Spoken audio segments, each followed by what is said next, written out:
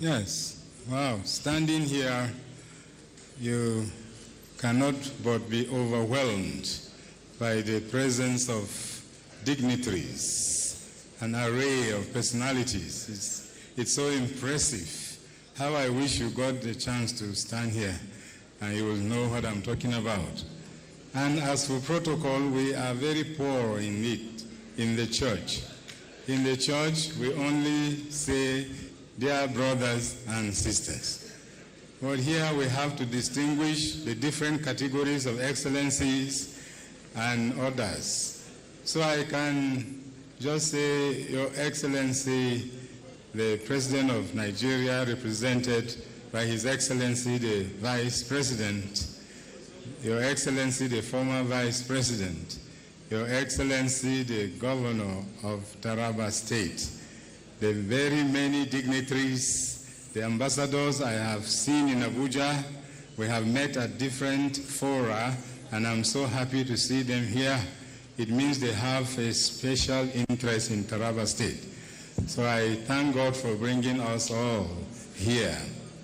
This Taraba State International Investment Summit, the brainchild of the Governor of Taraba State, His Excellency Governor Abuja, is a great innovation. And today, Taraba State, like a magnet, with its multiple gifts bestowed by no one other than God, has attracted all of you, high-level international personalities, government and private sector players, men and women of caliber, to come and see, and from seeing to do all you can to translate what you see into something very productive. Our beloved Taraba State, often referred to as nature's gift to the nation, is no doubt a land of immense natural beauty and largely untapped economic potentials. Many have spoken about the variety of things God has blessed us with. I don't need to dwell on that. We can only ask those who have spoken, the gurus of business, that what they have said, they will follow it up so that our state will develop even better than any state in Nigeria.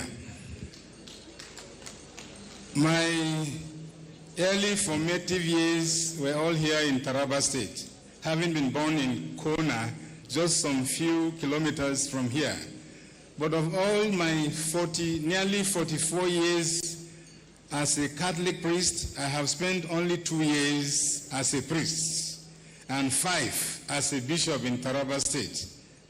And they say, out of sight is not out of mind.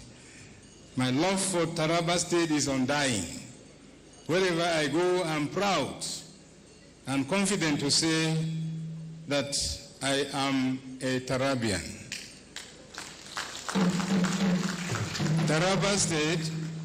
Taraba State's strategic position and location should be very inviting to investors. As the state government continues to develop its infrastructure and human capital, we hope that Taraba State will stand as a promising destination for global investors seeking sustainable and profitable ventures. I have been asked to speak on religious tolerance in understanding, managing the natural resources in Nigeria. Rather, I chose to speak on Taraba State, a land of immeasurable investment possibilities, the need for positive religious practices to create the common good from Taraba's many natural resources. Peace and security can only become attainable in a society that encourages ethnic and religious tolerance. Lack of tolerance undermines the benefits of development by obliterating natural and economic resources and infrastructure, which in turn obstructs societal progress. Religion should build its adherents, not to destroy or to dominate or to alienate others. This offends God terribly. Religious tolerance is the act of accommodating and accepting people of other faiths or beliefs in the course of interpersonal or group relationships. Tolerance is an inevitable ingredient for peace, which harmonizes different religious and ethnic groups in a heterogeneous system. Thus, the pathway to peace, security, and sustainable development among individuals from diverse ethnic and religious affiliations is tolerance and mutual acceptance. There is no doubt and no question that tolerance creates room for dialogue and good relationships, which in turn brings about enduring peace, development, and security. People should be educated to desist from religious fanaticism and embrace peace for sustainable development, because no religion preaches violence. During football matches, Nigerians watch keenly and collectively the matches that are being played, and each time a goal is scored, they all rise up in excitement and shout as one people belonging to one nation. Nobody says that that goal scored was by a Muslim. Nobody says that that goal scored was by a Christian. We just shout because Nigeria has scored. May Nigeria continue to score. There are several intermarriages between Christians and Muslims, which have lasted several decades and have produced children. The current president of Nigeria, Bola Ahmed Tinubu, is a very good example. As a Muslim, he has been married to a Christian woman, a pastor for that matter, for several years, and their marriage has been successful. 4 of us Catholic bishops were together with President Tinubu in Rome just last Sunday for the inauguration of the new Pope. And for me, that was a very significant gesture from a president who is a Muslim. A good sign on his part of concrete interreligious dialogue. Interreligious dialogue doesn't have to be theoretical, it has to be concrete. The dialogue of life.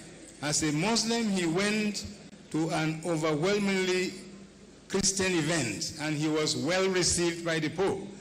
This is so important.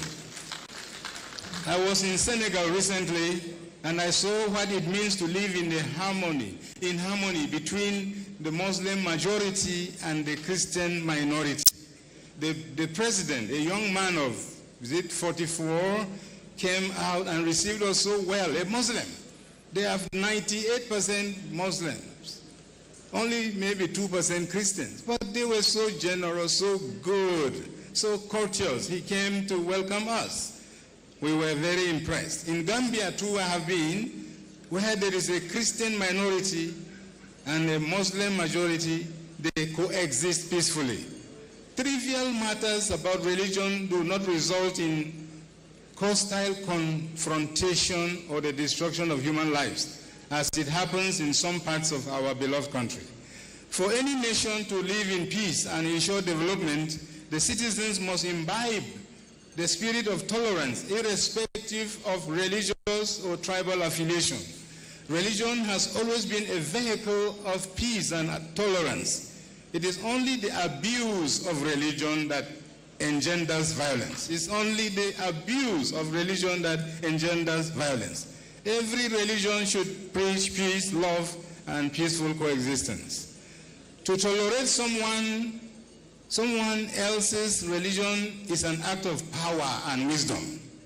To fail to tolerate someone because of his or her religion is an act of weakness, and I may even add wickedness. Tolerance is the pivot for nation building in every pluralistic society. It is an inevitable ingredient for peace. which harmonizes different religious and ethnic groups in a heterogeneous system. For Nigeria to join the League of Developed Nations, the government must be forthright in its fight against religious or ethnic issues that retard our progress.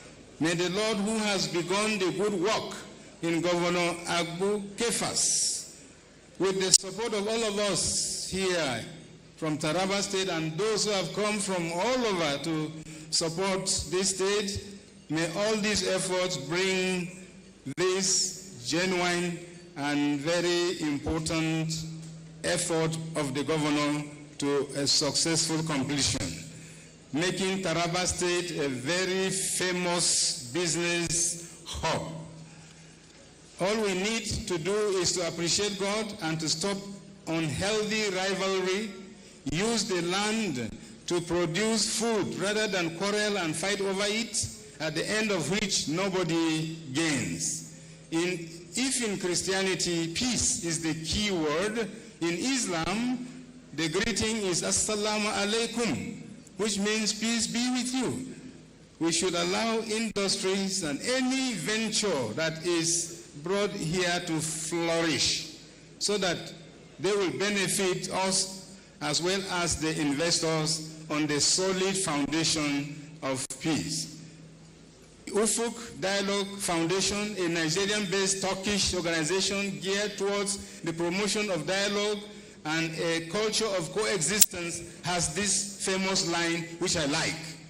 This is a Muslim organization. It has this famous line: reserve in your heart a seat for everyone. Reserve in your heart a seat for everyone. Please, I beg you all and all Nigerians, let us reserve in our hearts a place for everyone. And I can assure you that peace will flow like a river, and our God-given natural and human resources will bear immeasurable dividends. May the peace of God be with us all.